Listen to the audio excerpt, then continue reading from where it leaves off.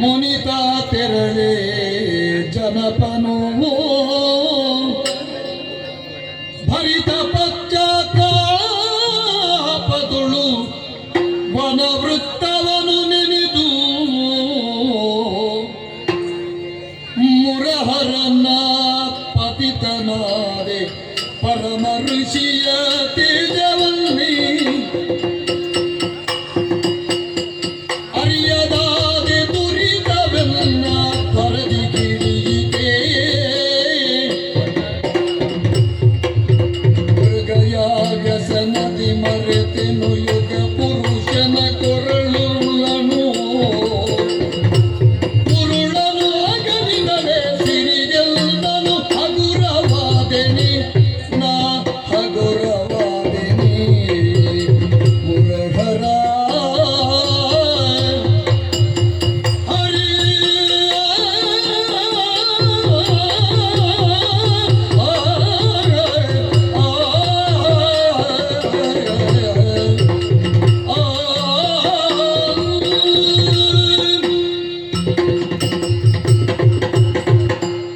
ಹರಿ ಜನಾರ್ದನ ಕೇಶವ ಅಚ್ಯುತ ಮಾಧವ ಮುಕುಂದ. ನಾ ಮಾಡಿದ ಹೊಂಡಕ್ಕೆ ನಾ ಬಿದ್ದೇನೆ. ನಾ ಕೊಟ್ಟ ವ್ಯಸನದಲ್ಲಿಯೇ ನಾನು ಬಲಿಯಾಗಿ ಕಾಲಪುರುಷನ ಯುಗ ಪುರುಷನ ಉರುಳಿಗೆ ಕೊರಳನ್ನೊಡ್ಡಿದ್ದೇನೆ. ನಾನು ಬೇಟೆಯಾಟದಲ್ಲಿ ನಿರತರಾದ ನಾನು ಏನೋ ಕಂಡು ಮರೆಯಾಗಿ ಓಡುತ್ತಿರುವ ಸಿಕ್ಕಿತು ಅಂತ ಭ್ರಮೆಯನ್ನು ಹುಟ್ಟಿಸುತ್ತಿರುವ ಒಂದು ಹರಿಣವನ್ನು ಓಡಿಸಿ ಓಡಿಸಿ ಓಡಿಸಿ ಮುಂದೊತ್ತಿ ಹೋದಾಗ ಸಹನಾತೀತವಾದಂತಹ ತೃಷೆ ಅದರ ಬಾಧೆಯನ್ನು ನಿವಾರಿಸಿಕೊಳ್ಳುವುದಕ್ಕಾಗಿ ಇದ್ದ ಮುನಿಪರಲ್ಲಿ ಉದಕವ ಕೊಡುವಂತ ಕೇಳಿದ್ರೆ ಅವ ಕೊಡದೇ ಇದ್ದಾಗ ಸಿಟ್ಟುಕೊಂಡು ಅವರನ್ನು ಅಪಮಾನಿಸುವ ಉದ್ದೇಶದಲ್ಲಿ ಸತ್ತ ಹಾವೊಂದನ್ನು ಅವರ ಕೊರಳಿಗೆ ಹಾಕಿದ್ದೆ. ಆ ಪರಿಣಾಮವೇ ಅವನ ಮಗನಾದಂತಹ ಶೃಂಗಿ ಎನ್ನುವ ಮಹಾನುಭಾವ ಶಾಪವನ್ನು ಕೊಟ್ಟನಂತೆ.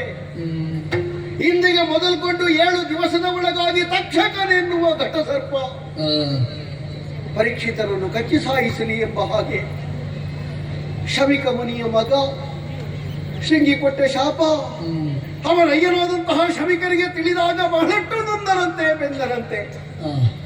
ತಿಳಿಯದೇ ಇರುವ ನಾನು ಅರಿತುಕೊಳ್ಳಬೇಕು ಎನ್ನುವ ಉದ್ದೇಶದಲ್ಲಿ ಅವರ ಶಿಷ್ಯರಾದ ಗೌರಮುಖನನ್ನು ನನ್ನ ಕಡೆಗೆ ಕಳುಹಿಸಿ ಇನ್ನು ಯಾರಿದ್ರು ಸಪ್ತಾಹದ ಅವಧಿ ನಿನ್ನ ಜೀವನಕ್ಕೆ. ಇದನ್ನು ಕಂಡಾಗ ಬಹಳ ನೊಂದೆ ನಾನು. ಜೀವನದಲ್ಲಿ ಮರಣ ಎನ್ನುವುದು ಕಟ್ಟಿಟ್ಟ ಬುತ್ತಿ. ಜಾತಸ್ಯ ಮರಣಂ ಧ್ರುವಂ. ಸಾವಿನ ದವಡೆಯಿಂದ ಯಾವರಿಗೂ ತಪ್ಪಿಸಿಕೊಳ್ಳುವುದಕ್ಕೆ ಸಾಧ್ಯವಾಗುವುದಿಲ್ಲ. ಆದರೆ ಸಾವು ಸಾರ್ಥಕವಾಗಬೇಕು, ಸಾವು ಸಮರ್ಪಕವಾಗಬೇಕು. ಅನಿಷ್ಟದಿಂದ ಸಾವು ಬರಕೂಡದು.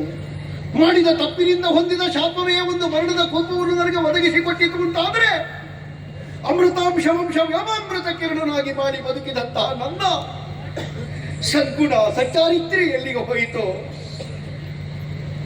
ಪರೀಕ್ಷಿತ ಚಕ್ರೇಶ್ವರ ಪರೀಕ್ಷೀಣ ಬಂದುವ ಕಾಲದಲ್ಲಿ ದೇವರಿಂದ ರಕ್ಷಿಸಲ್ಪಟ್ಟವ. ಇದಕ್ಕೋ ನನ್ನನ್ನು ಭಗವಂತ ಉಳಿಸಿದ್ದು.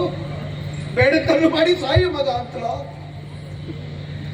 ಮಂತ್ರಿಜ್ಞರಲ್ಲಿ ಹೇಳಿದಾಗ ಎಲ್ಲರೂ ಹೇಳ್ತಾ ಇದ್ದಾರೆ, ತಕ್ಷಕನ ಕಡಿತದಿಂದ ಬದುಕಬೇಕು ಅಂತಾದ್ರೆ ಕಡಲ ಮಧ್ಯೆ ಏಕಸ್ತಂಭ ದ್ವೀಪವನ್ನು ಮಾಡಬೇಕು. ಅದರಲ್ಲಿ ನೀನು ಉಳಿದೆಯಾದರೆ ಯಾರೂ ಒಳ ಪ್ರವೇಶಿಸುವ ಹಾಗಿಲ್ಲ. 7 ದಿವಸ ಕಳೀಲಿ ಮತ್ತೆ ನೋಡೋಣ ಅಂತ. ಹಾಗೆ ಪ್ರವೇಶಿಸುವುದಕ್ಕಿಂತ ಮೊದಲು ಒಂದು ಸಲ ರಾಣಿಯಾದ ಇರಾವತಿಯನ್ನು ಕಂಡು ಮಾತಾಡಬೇಕು ಅಂತ ಉಂಟು. ಒಳಮನೆ ಸೇರ್ತೇನೆ.